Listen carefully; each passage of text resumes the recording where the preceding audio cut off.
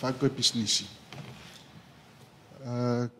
ko ilo bete mo fralala au pito pe ha me ono alasie mahino ta fa ko ni ko nga ko mo fenga ko ki tau he va fa diplomatica ka ko kai kono to o ha ke ni ka venga ko ni ka loto pe ke ta no ake ha ngahiria mahino ngofu o fa fika o aki pe mo tau kai nga e sia ko tongani ko me ko ho ha aki ai ka kai e fonua o ku nau tui o ku fuulahi o ku nau fu to ko lahi I tongani pe fuulahi pe mo pisinisi o ku oange ka te ki nau tolu o whakatatau pe mo tau ki to ko lahi pe mo lahi ko tau ki fonua pe ko tau ngahi resources ko bao mahalo pe ha ni mahalo ko laulan ka te u pe he au ko siololoa I ta fa aki ko ni o ko tokanga tu ka pau te tau whakaka sio whakalele ki hon lau historia. E nau kaka pia me he ki mea, ke ki mea, ke ki mea, ke ki mea. Pako tu e tamini ko tu iau mahalu na oskolonia whaka-ekonomika na tolo ai whanua. Ko mea tokanga me ai kakai, ke whau halao, ke whakawhai ke hei, ai muri riu tonga, ta mo tonga to tonu.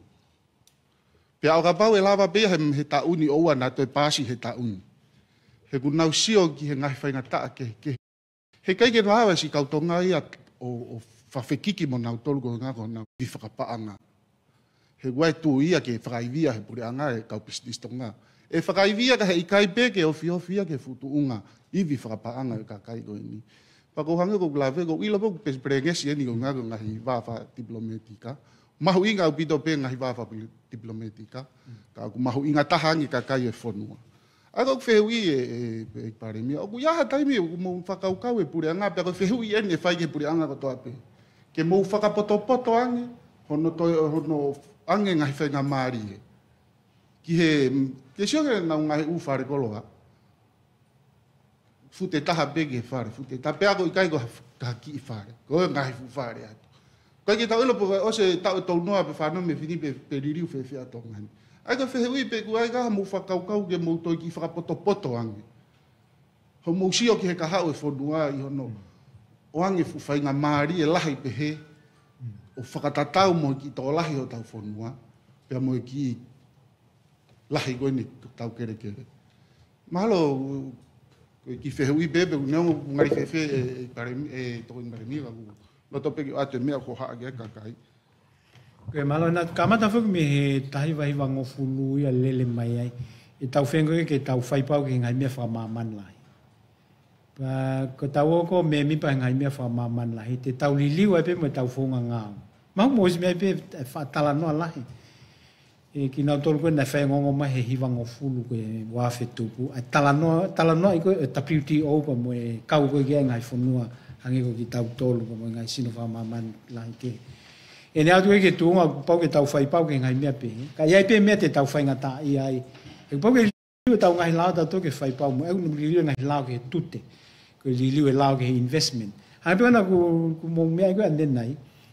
Ko whakatau atai nai ko sektor ko whai ai ngau whakapisnisi. Ko mea whamaman lahi fuki. Pau ke taimi ko umai ai mea whamaman lahi pe ke ai mai ka ki tau tolu. Tau ngoi me wahang kontala no. Tau ngoi whainga ta I ai. Ai ko e tawhakelewa taha te tau laulan pe kai. Ia. Te tau laulan ka tau whakahafu ki tau tolu pe whepakia mo tau whakamoni ko ki he konvesio whakamaman la ki he totono e tangata. Te tau lau ko e kai ko hatonga hataha e ku o si liriu tonga naturalization ko tau lau e pe mo e puke passport tonga. Pe ikai. Ai ko ngai whihu ia hau I he taim ko tau oa I tau tolu. O kau ke whamaman lahi pe koe terminology ko ngai koe globalization.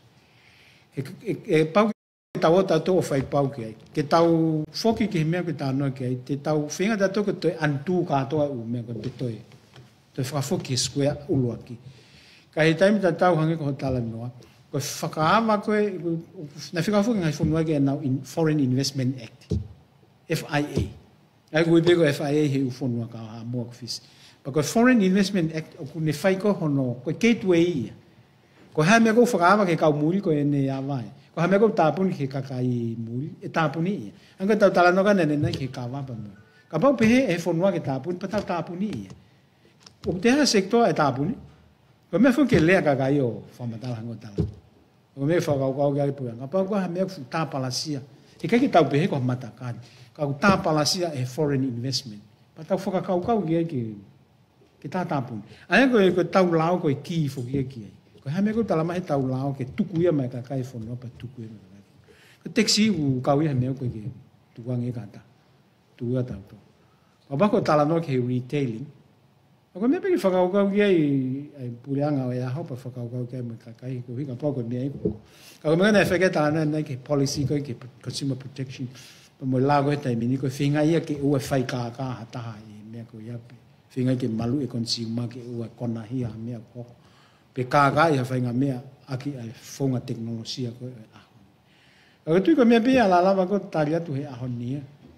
Ka ko tui pe ko issue ke tuku ai ke hoko aton tala noi ka ko uki be ko ha tau lao ko ka foreign investment pa ko me kon fa he mau kabineti o ke mau sio ke review foreign investment o do pe ke minister ko bukan me ta na ki mai mau ta no ko ni nai Hio, ko issue ko ia ko issue mahu inga i pa ko fa malo no aki feui ka ba te mo fa manantui ko taimo na hu mai ka o India he kamakamata na whangatangata na ke toko te au pe.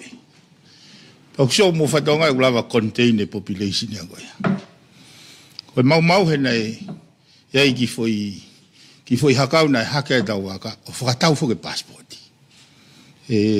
Pena e whakalau i le waia a futoko whangia o tupu o ke na hoko koe kau tonga.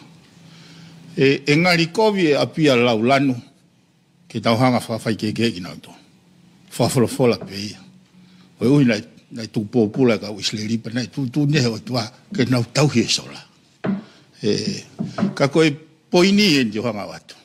O kui kai ko nau tōle e palparema. O palparema koe tau kau taki. Koe lava he kau pistis koe ni. O whakatau ai tau kau taki. O palparema o tōtonu ke mō mata a koe ki ai. O kai ke usi au ko nau tolu ko ha palparema. O usi au ko nau tolu ko ha mea ngau e tokoni aka tau tolu. A pau te tau lava o skuta naise tau kautaki. Ke remove a corrupt mindset. Ke nau antata te polo. He koe u mea kau o hake kakai mea pia uhinga le lei. Ke tau continue hono ange lai sen kau mou ilo ka katope. Wane hao pese ai nā tau whawhei koe, tau whawhei koe, hou mai ki sila hu. Koe fufo i ka au whaka maman lai, whaka open market ia. Kau ku whai ho haa ia ki ai hange koe regulation koe nei, tari he tau ko osi. Na mou ilo lele pena mau, aggressive e mau whawhe paki i whare alea. A ko ina mau pe whikai mo toko lahi o whalaui. Ai hono toi whakakau mai, ai kau mōri ki hono tō, ki hono ngauhi, hau kono exporti. Ai na mau whenga whoke, o ange pe ai exporti ki he kau mōri. Kai o ange ai protectioni ki he kakaitonga. Pea tuange marketi ke nau whaiteri pe te nau open, ko wheitu ko he kau exporta, e maua e sirine le e kau growers, pa mo kau farmers, mo kau whanki SMA one mo hunu. Kai wa aiki hange ku lokai. Ka koe, na os mahino bea mautolu, ko interest ne kau business, na o mai aki ki whare area he ako ya. Not the people. Kau mautokanga matoki ai. Pako whamalo e tahno mai e whiwi.